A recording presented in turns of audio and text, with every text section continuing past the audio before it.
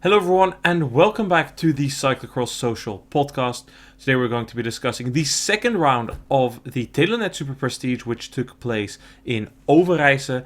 And as always, with me to discuss it is the ultimate predictor, the one who put Michael Vanthourenhout on one in his own mud mountain. Ladies and gentlemen, Issam and Rabi. That's too much honor, but thank you for having me. Thank you for being here. We finally got a bit of different taste of racing. Overijse, a more climby course, the mother of all cyclocross races, as they say in Belgium. It's one of the oldest races on the calendar and the Belgian race with the most editions. It is in fact a race with worldwide the most editions. I don't think it's the oldest race worldwide though, because there was a time in which this race was ran twice a year, and it's always been at this venue, and it's hard to really dispute anything about it. The course does change around a little bit every so often, but they always keep the same character to it. Even with the cobbled climb, it was always a hard race, a climbing race, and it requires some technical skills. It requires some technical finesse to be able to perform here. Let's dive into the action of the men's race then. A bit of a chaotic start. There was a crash in the first corner. Toon Aerts snapped his chain, and as a result of that, Michael Vanthourenhout was set back. He needed to kind of move up through the race, but he did so in a very calm manner, and what helped him was that for the first few laps there was a massive leading pack. It was just a peloton. There were 25 riders. There weren't any real gaps. It was Van der Putte, Verstringen. Those two were the riders setting in the pace up front, but they didn't really do much. It was who else than Pim Ronhaar, who after 20 minutes of racing dropped the hammer and initiated a first breakaway. There was a leading group of 5, perhaps 6 riders, but from that group Ronhaar still wanted to push through. About 35 minutes into the race, I would say, he broke clear together with Michael Vanthourenhout. It was Cameron Mason at that point in the leading group who couldn't follow. Vanthourenhout was quick enough to move past him. Nieuwenhuis wasn't, and Nieuwenhuis also didn't have the legs. So we went to a leading duo. It were Ronhaar and Vanthourenhout at the front of the race. Behind a big group of chasers, but they were 10 seconds down and they wouldn't contest the victory anymore. Ronhaar launched a few attacks, but in the penultimate lap it was Vanthourenhout who made a move of his own. Vanthourenhout kind of came under the pressure of Ronhaar, distanced him a little bit, but Ronhaar managed to come back by taking some risks in the few downhill. So the final lap, we commenced it with 2 leaders, still Ronhaar, this time initiating the first climb with Vanthourenhout in the wheel. Ronhaar attacked up the climb but couldn't drop Vanthourenhout. He tried to keep the pace high to stay in front, but Vanthourenhout had more left in the tank, took the lead, stretched out a gap slowly but surely. There wasn't really a decisive moment where the gap went out to 5-6 seconds. No, it went slowly, but it was enough for Vanthourenhout to come home and clinch victory ahead of Pim Ronhaar. Behind there was an interesting battle for third place. In the penultimate lap, Joris Nieuwenhuis made a move, but then kind of fell back. It was Verstringen, who had paced earlier on, had a bit of a setback, recovered, who broke away. In the final lap, it appeared that Niels van der Putte was still coming close, but it was Emil Verstringen who clinched third. I don't want to repeat yesterday's episode, Issam, but again, a battle between 2 riders, one of them being Ronhaar and the other rider being a rider who is high up on your mud mountain. Yesterday that was Nieuwenhuis, today a course that perhaps didn't suit him as much. Instead it was Michael Vanthourenhout, the rider on top, last week's winner in Ruddervoorde. Ronhaar, I think he rode more calm than I've seen him in any race this year, but it does really appear like he has 2 gears, and his gear is either sitting in the wheel or hitting the front as hard as he can, because today, again, I don't want to make this a repeat of yesterday. If you want to have a lot more on Pim Ronhaar needing patience, listen to yesterday's episode about Heerde. We spent 25% of our episode talking about it, but again today, like, he just hits the front, he goes so hard, and in the end, Vanthourenhout has more left in the tank. Ronhaar also can win a race in the final stages of the race. He doesn't need to attack with 30 minutes to go. It's not a road race where he is a baroudeur or one that can't wait for the sprint. Ronhaar has a good sprint. Ronhaar has good positioning. He has so many other tools in his toolbox, but he still kind of falls in the trap of his own impatience and goes so hard. And yesterday, the experienced rider benefiting from that was Nieuwenhuis, and today it was Vanthourenhout, a well-deserved win because he made a strong impression today once again, especially how composed he remained after those issues at the start. Yeah, and he never seemed to panic at all, and he moved up through the field quite nicely, and also with a lot of patience. And um, I think that Vanthourenhout was very confident in the form and the legs that he has currently, and he showed it today that he was in very good form again. And with Ronhaar, it was just. I definitely think that Vanthourenhout was sitting in his wheel at some point and thinking, "Well, great that you're letting me out right now, because I know when I have to make my move, and when I do, there's no way you're going to follow me." And that was eventually what happened. It was unfortunate to see for Ronhaar, I think, because um, his legs today were great. I think if you look at his performance yesterday and you see what he was able to pull off again today, it just shows that his form is getting better and better, and he's looking very good. And it's just at this point he kind of has to reward himself, I guess, with a victory, and things have to get together, and it has to work his way, and that hasn't been the case. And as we were talking about last race in with Heerderstrand, the Exact Cross, that was patience, and today you could argue the same. It was again a lot of patience had to be involved for Ronhaar to make a chance of winning against Vanthourenhout, who was fortunate for him, was just being able to follow and was very happy to do so, made his moves, put him under pressure, but never really he understood Vanthourenhout that it was most likely going to be for the last lap. And it's also, in a way, I think, experience. It's a lot of things. It's maybe the eagerness. Vanthourenhout, of course, the pressure of winning kind of disappeared, I guess, after Ruddervoorde. That was a relief, winning that race. And I think that now he is in a flow. He knows that he has the legs. And then when you are in such a situation, you sometimes just have the moves that will make you win compared to your opponents. And Ronhaar didn't really have the moves to win. I think he might have had the legs to have a crack at winning, but he just didn't really execute the way it should have done. Very well said, Issam, and I think we give Toon Aert sort of slack on this podcast for his tactics, but clearly it's not rider related, because here we are for 3 episodes in a row talking about the tactics of Ronhaar, and it's just frustrating to see because he robs himself of these opportunities and he could get much more out of it. He will win races this season, and I said it last week in Ruddervoorde. I kind of stood on the fence for him and defended him against some criticism about his overall form. I did believe that his form was good, and I still very much believe that his form is good, and it's also showing in the results now. But after 3 second places in a row, all in similar fashion, all setting out quite hard quite early on in the race, you would hope that there's some sort of evaluation within the team this week in which they discuss this, and hopefully they tell him, hey, next week, Koppenberg, I don't want to see you hit the front the first 30 minutes. And Koppenberg is a different race, not a great example. In Koppenberg you can ride away in the second or first lap if you're stronger, but in Lokeren they should just tell him, Pim Ronhaar, you're not going to hit the front in the first 30 minutes. You're going to sit in the wheel, wait, and stay patient.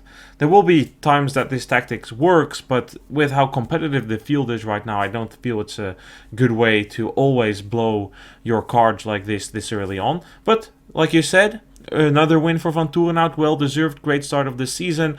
Somebody on this podcast, I will not really name who, but it's a person who's speaking right now, said that Michael Vanthourenhout wasn't going to win that much when you first put him on top of the Mud Mountain. And here we are, Vanthourenhout, 2 wins in the last 2 races. Great start to the Superprestige for him.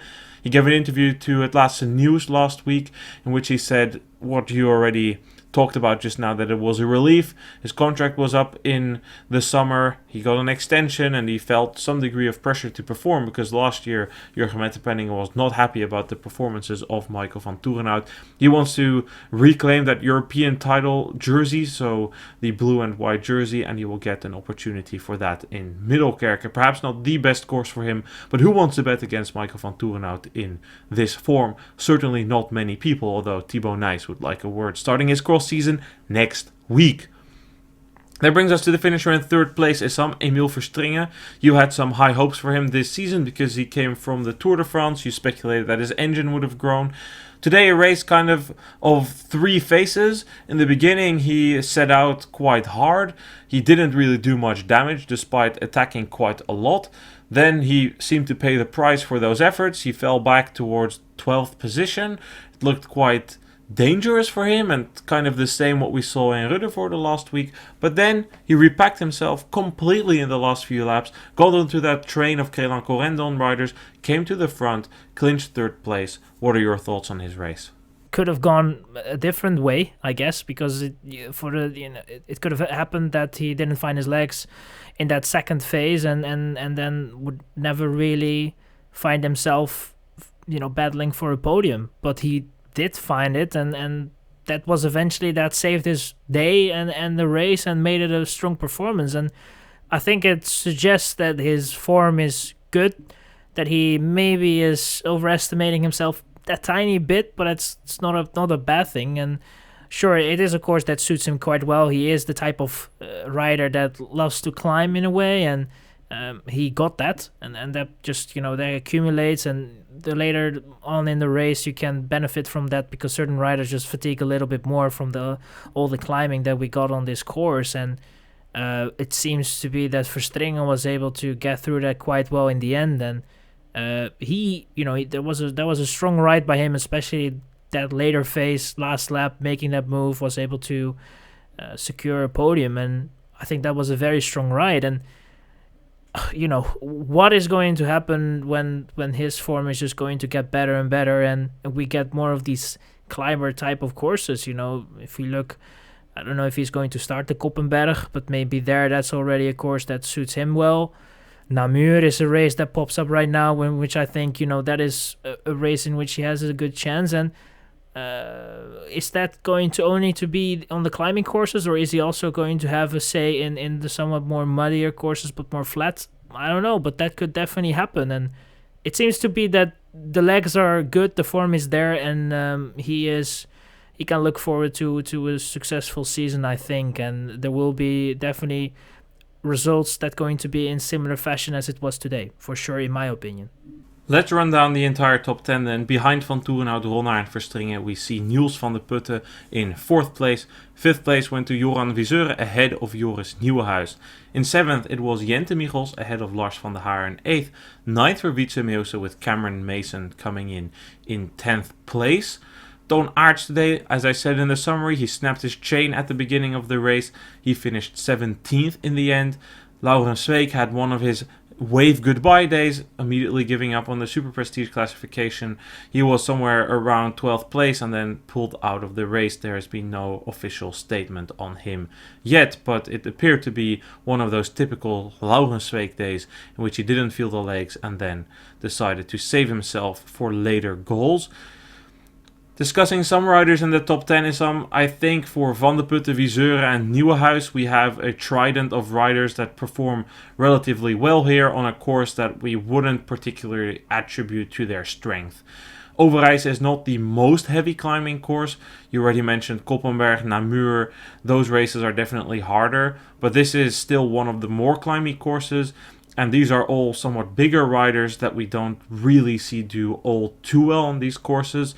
So for none of these riders, this would be any reason to panic. Certainly not for Nieuwenhuis, who raced yesterday as well.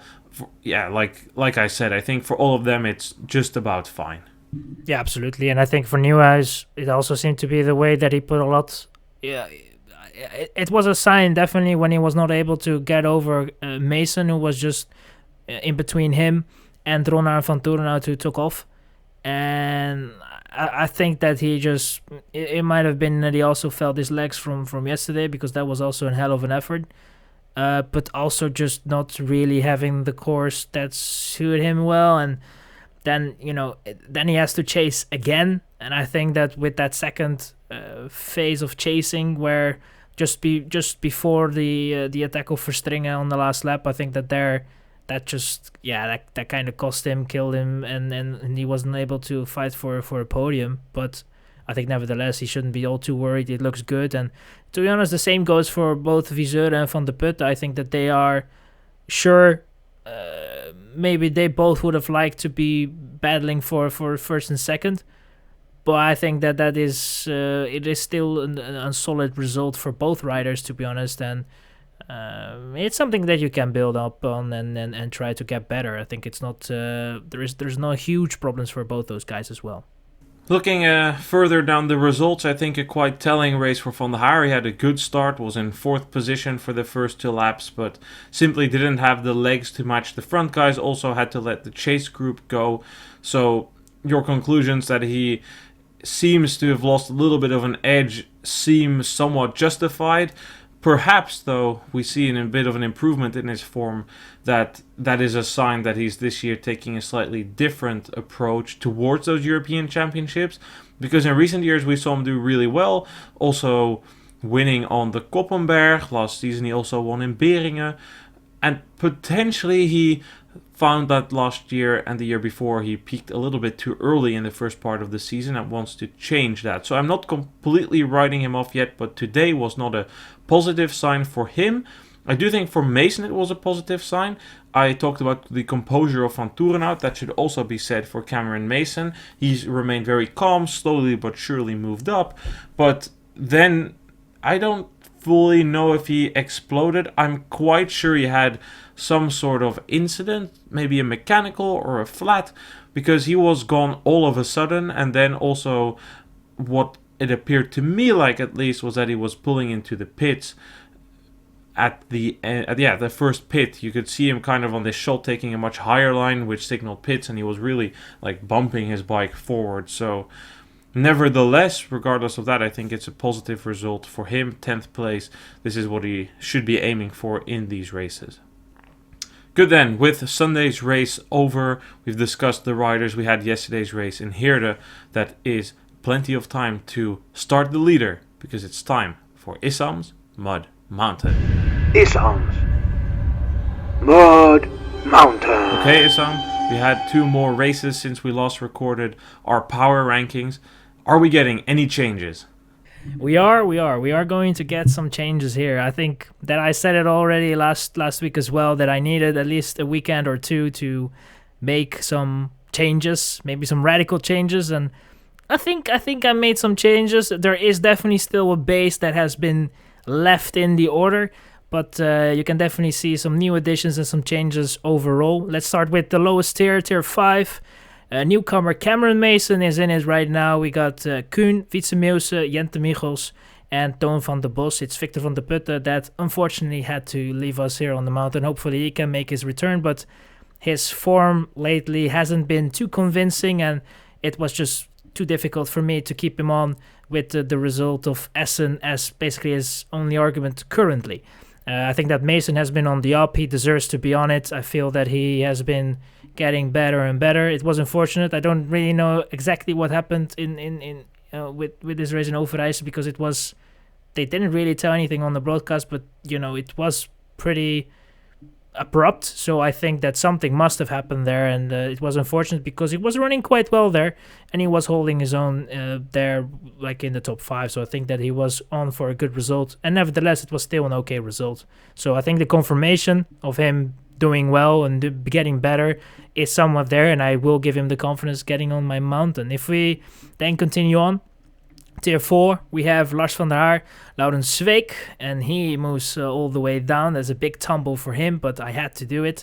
Felipe Orts also will make room for a rider up in the tier 3, and we got Emil Verstringen. He stays in the 4th tier, but I think that he is definitely one of the riders that you have to watch out for moving up, because I think that he can be getting on a roll. I don't know when that is going to happen, but I have a feeling it could be sooner rather than later. But we have to wait and see.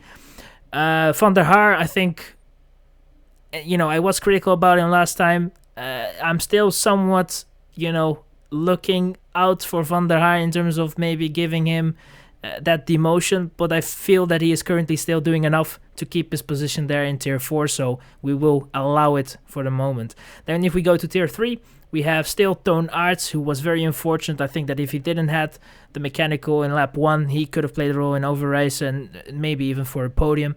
Maybe even the win, who knows, but it was all not to be. Viseur is also there, and Niels van der Putten moves up. I think that he has shown right now that he is getting better and better, and he had his races where it didn't really go his way, but I feel that he definitely shows himself that he is a rider that if he has a good day, he can fight for a top 5, and then you deserve to be there in Tier 3. Then we go to Tier 2.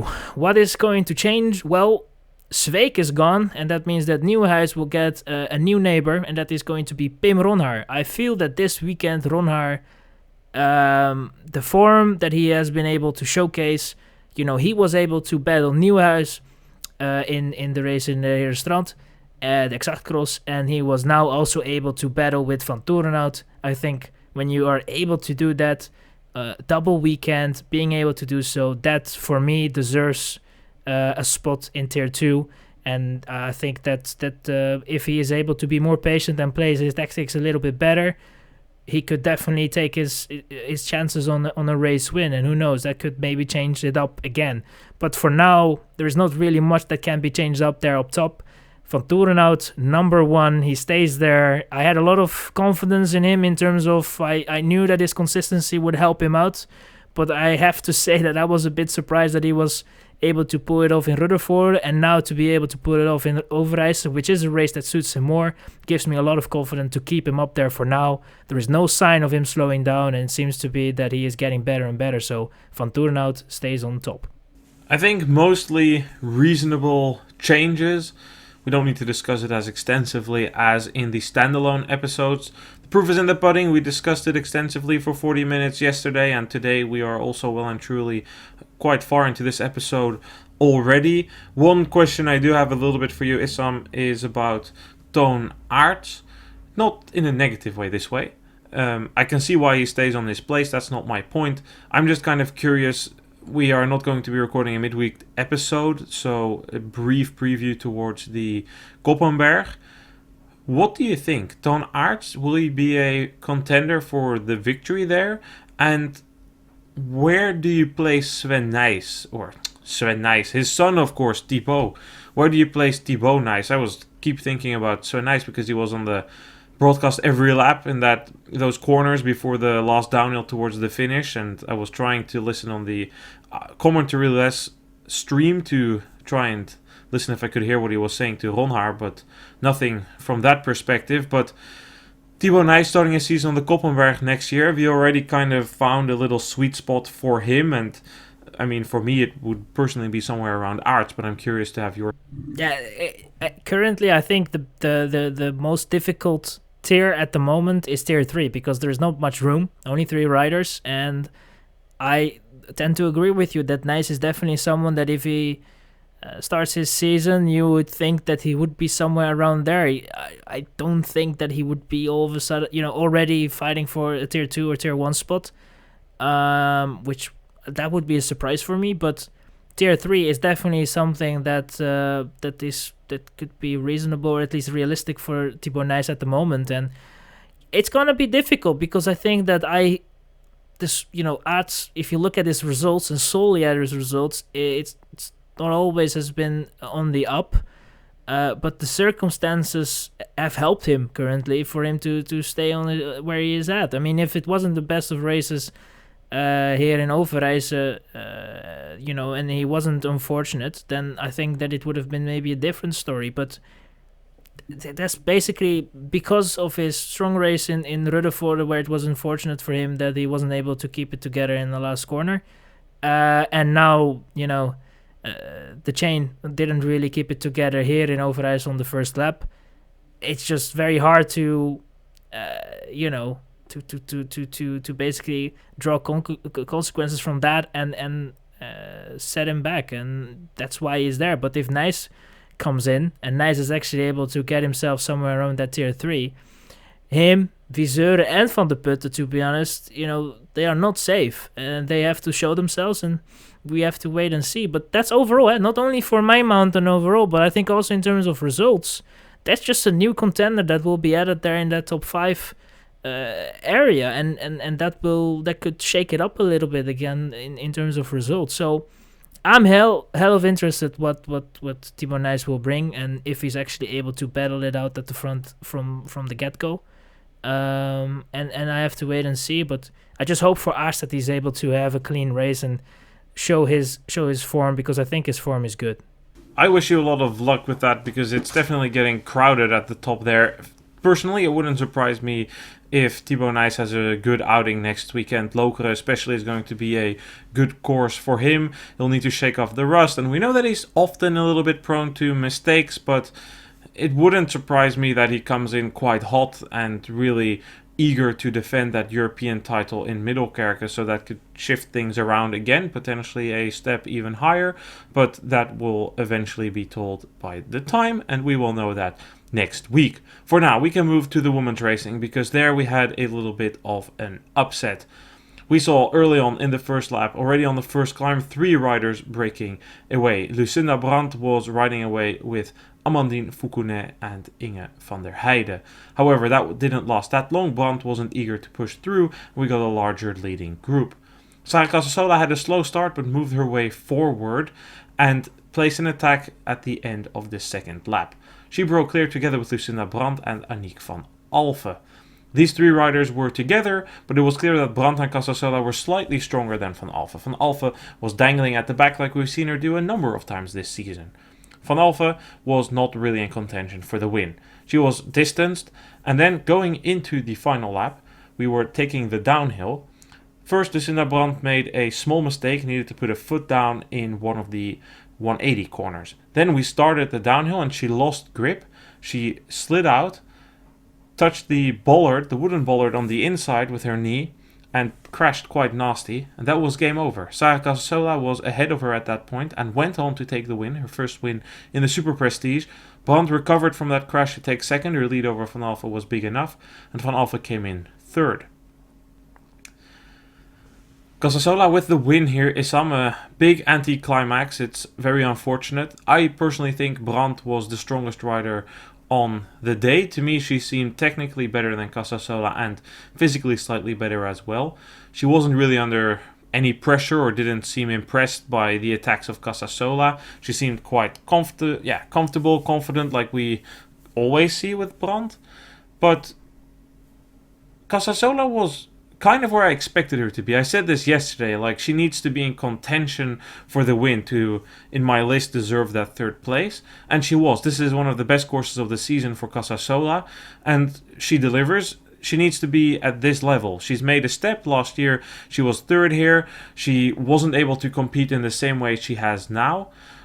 And she takes maximum advantage of a mistake by Brandt. The beauty in cyclocross is that the strongest rider doesn't always win, and today is just more proof of that. Again, the proof is in the putting if you're close. I don't think we can attribute this to Casasola putting Brandt under tremendous pressure, but it was a strong outing by Casasola nevertheless, and exactly what I wanted to see from her and what I thought she had in her potential, which is why I kept putting her so high on my list. Yeah, I totally agree with you. I think that it was unfortunate for Brandt, but Casasola made her own luck in a way, and she was able to put Brandt under pressure. I don't think that was indeed the reason. I think that Brandt was just a bit sleepy or something, and was maybe following the line of Casasola, which was a tight line, and misjudged it, and that was all it was. But that's cyclocross. That's part of the sport, and when it happens, you just have to make use of it. And I think that Casasola was now in that position because she was very strong. You could see that maybe Brandt was just that tiny bit stronger, because you could definitely see when Brandt was putting her under pressure, it looked like Brandt was able to put Casasola more under pressure than Casasola was able to put Brandt under pressure. And if it would have played out into a last lap, I think that Brandt would have won it. But if it didn't happen, and Casasola wins. So yeah, I think that you are definitely right on that. I think that it is good to see. She rewarded herself with a big result, and it's good for her. It's she her other teammates. In the case of like Ribeiro, she was able to win that in Ruddervoorde, and now she takes the win. I think that is just they are on a roll. Casasola seems to be now on a roll. The form is good, and it's just nice to see. And I think that it was tactically, I had my doubts on the way how Casasola was riding. I know that Brandt definitely is a hard competitor and difficult to beat. I felt like she should have been taking less initiative, because to me it felt like she was taking a little bit too much. Brandt is a stronger rider. She should do more. And if she isn't willing to do that, doesn't really matter. Let the mothers come back. But, I cannot really say that or make a case for that now, because, the crash happened and the win happened. So all that can be thrown into the bin, and, Casasola was able to pull it off. So hats off, and it was a great race, great outing, and, looking forward to see what will happen next. In also courses that don't suit her that much, maybe she can improve there as well and have good results in those races as well. I think even about wins, you're allowed to make remarks about the tactics, but I'm not sure I fully agree with that. Yes, Brandt is the stronger rider, but I didn't feel like Casasola was actively gunning it at the front. She was sitting there and kind of controlling the race, and I think it makes sense for her because she was under pressure on the technical sections a number of times, and by being in the lead she prevented the wasted energy, the leakage of energy, because she needed to close gaps all of the time. For Casasola, a rider who struggles with positioning, it also makes more sense to stay away from larger groups. So even a group of 3 or 5 riders for Casasola is a lot more risky because she can't count on it. What I think Casasola still needs to do is learn how to win these races, but I think it's difficult because, like I said, I think physically and technically she was still somewhat below the level of Brandt.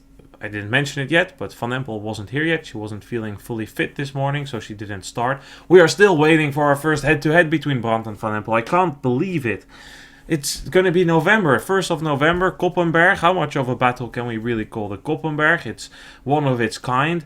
We're probably going to head towards the European Championships here, as I'm not knowing what we're going to expect. We're going to have one head-to-head between the two of them, and it's going to be a useless one. So, that aside, she obviously makes her own decisions, and I'm not saying she should race because I want to see that to increase my sample size and make the predictions easier.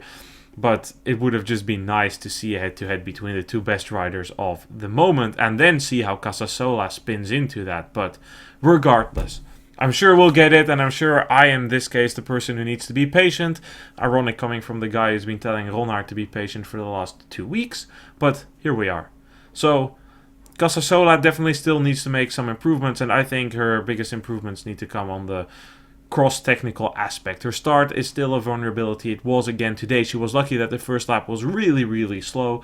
It allowed her to get back into the race, but 12th, 13th position coming from the first row, it can happen occasionally, but it still happens too often for her. She needs to work on that. And for the European Championships, the sand is not looking all too promising for her.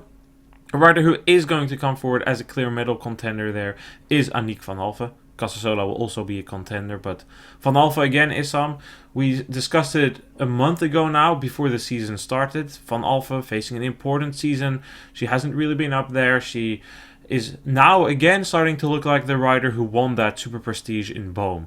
She is a rider who's proved so far this season that on any course, she's up there, finishing around the podium positions, doing really well. Sure, she doesn't have the level to match Casasola or Brandt, but I've been really impressed by her.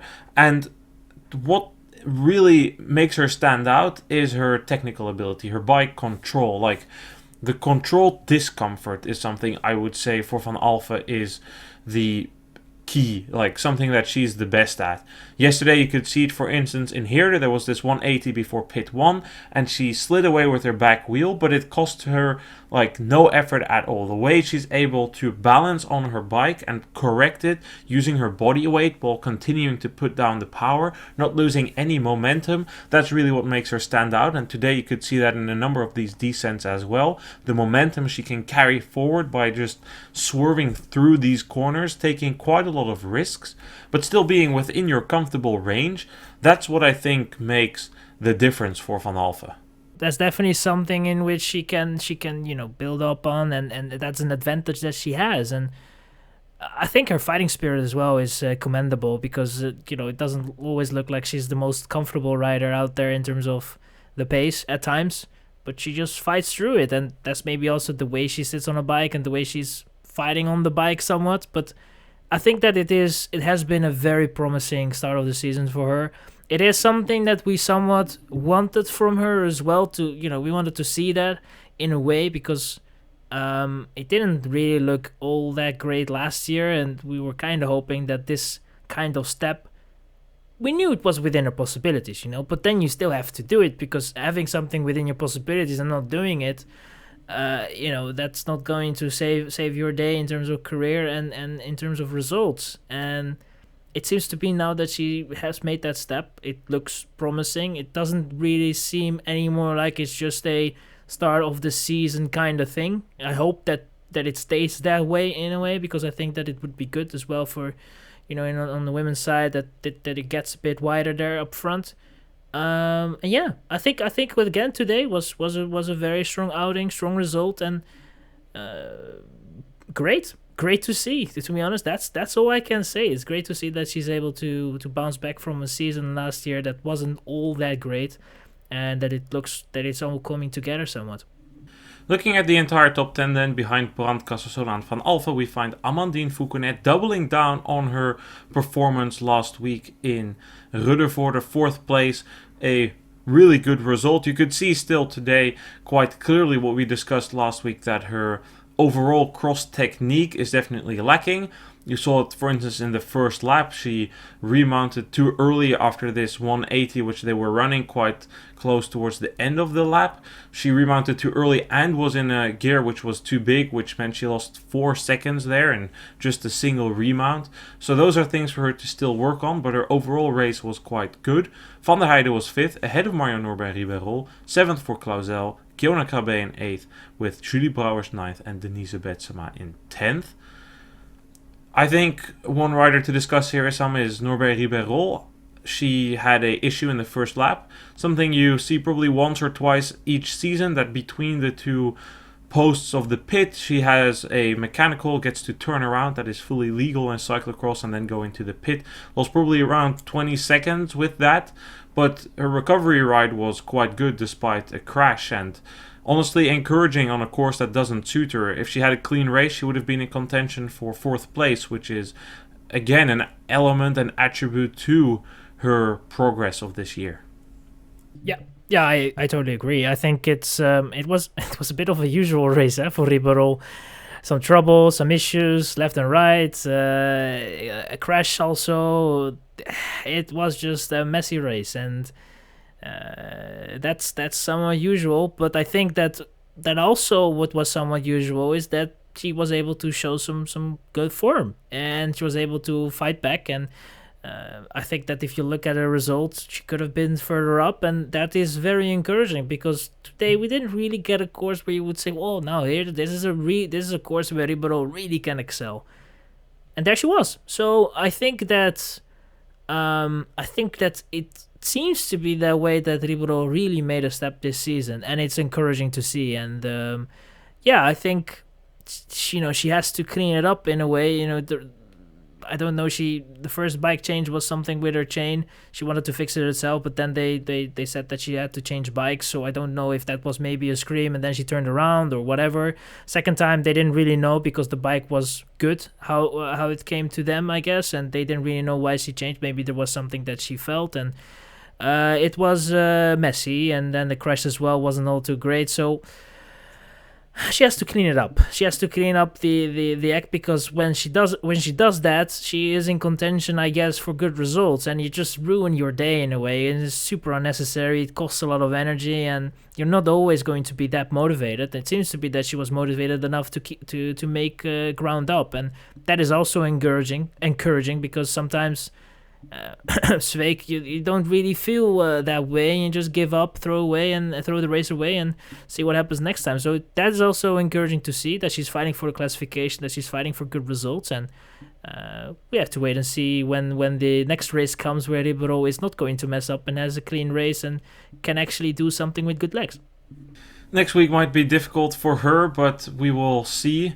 And that brings us to the next section, my own power ranking. Let's start the leader. Catch the heat! Noah's 9. Yes, indeed, it's time for another week of Noah's 9. We have 2 riders dropping off the list. First of all, Blanca Vash, no mercy from me. If you have a season start which is this disastrous, I don't think you are worthy of being on my list. Today was atrocious. That's the only word I can describe it with. She didn't really train for this, and I don't really see this as a worrying sign for the rest of the season. She, if anything, seemed more comfortable on the crossbike than I've ever seen her, but clearly the legs were not there. 13th place is not near enough for Noah's 9. And also off the list is yesterday's winner in Really Rad, Magali Rochette, not really due to any of her own wrongdoing, but I think in Europe I've seen enough riders underway now that I need to kind of move her off, even though she remains on the bubble. So then, who is on the list? In 9th place, Helene Clauzel. I think she has been showing herself consistently, finishing in the top 10 of these races. Yes, last year she was roughly on par with Magali Rochette, and that's something I considered as well, which is why I placed Helene Clauzel on 9th. Then, the biggest dropper of this week, dropping 4 places, Inger van der Heijden, and it hurts me to say it because I actually still have some faith in her. I don't think that this big drop kind of reflects my overall trust in her.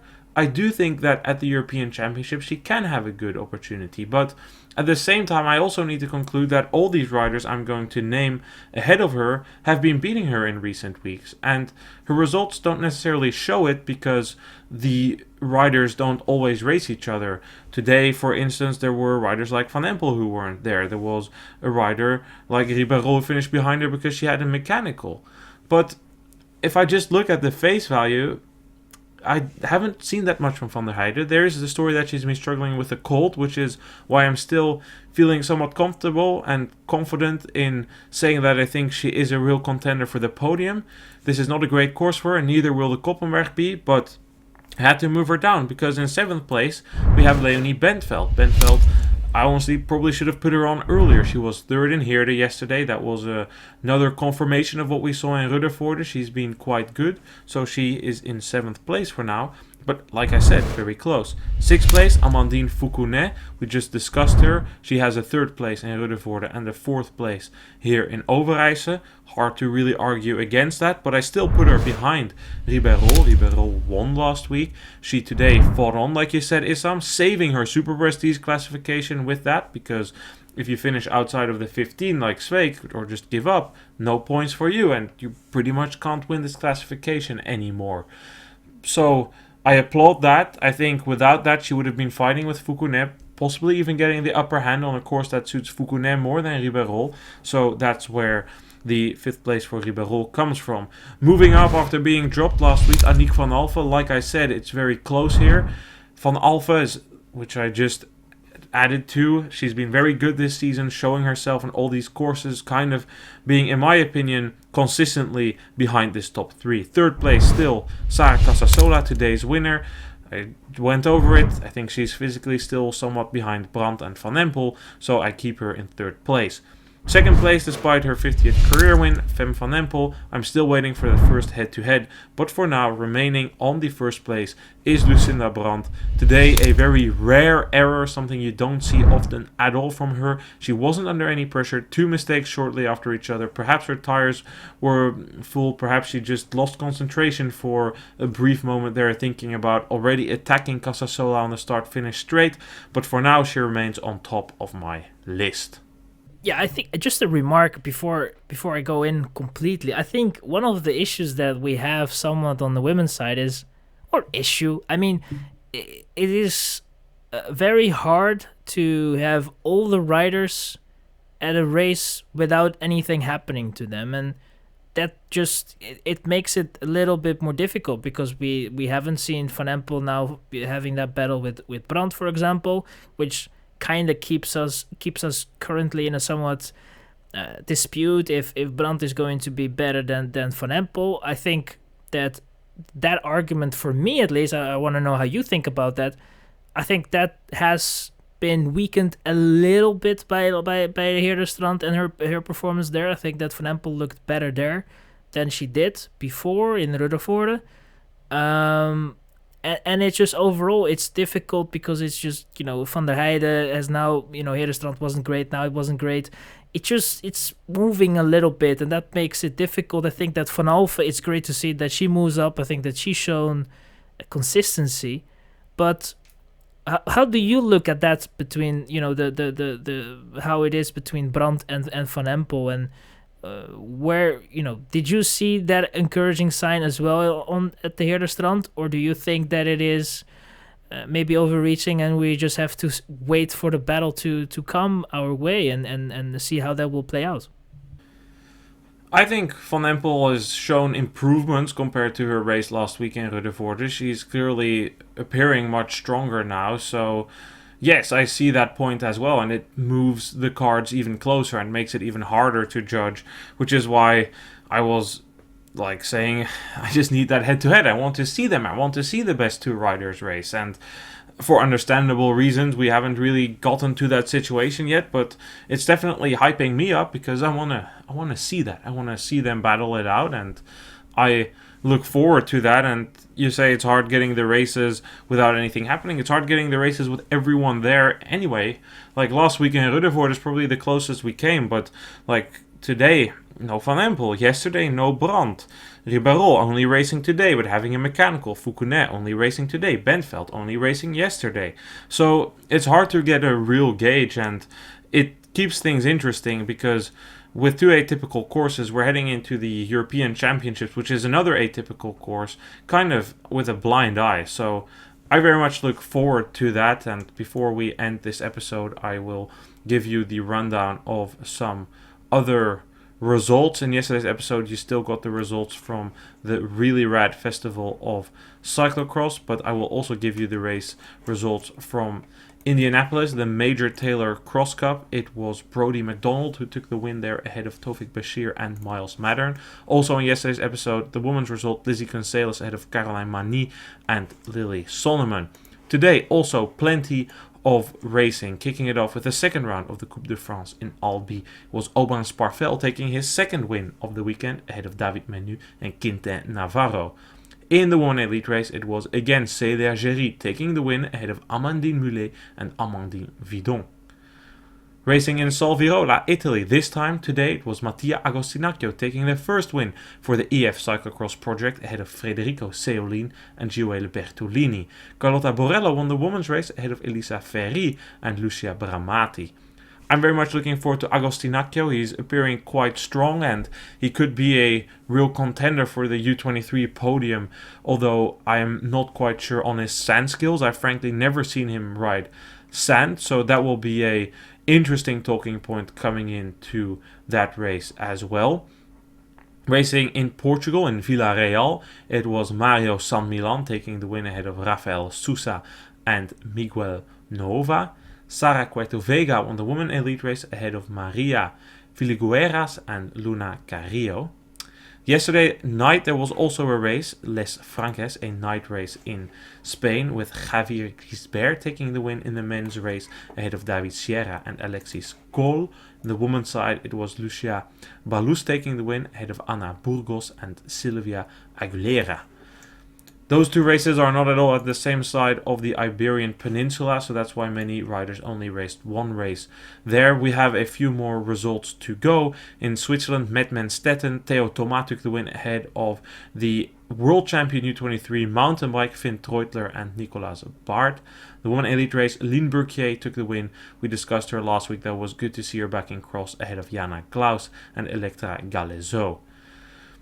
Racing in Luxembourg, in Comtern, Wout Jansen took the win ahead of Ugo Anin and Lorenzo Marasco. Larissa Hartog beating Perrine Clauzel and Liv Wenzel in the women's race. In Slovakia, in Podbrezova, it was Christophe Bazant beating Matej Ulik and Marek Konva. Good result for the first year U23 from the Czech Republic. In the women's elite race, it was Eliska Dubralova taking the win ahead of Regina Bruchnet and Katerine Dudarova. Issam, I think that's it. We have more racing going on today in the US, but that is past the cutoff of our recording. So that's another week of cyclocross in the books. Thank you so much for your time.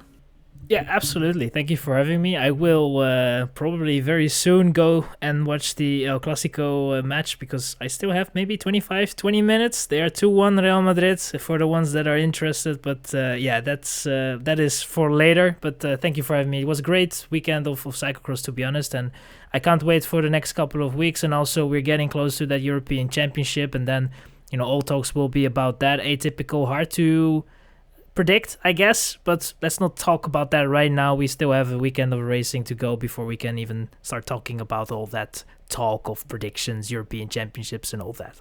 No midweek episode this week. We have Dutch elections and some busy days at work. For me, that means considering the marketing activities we partake in.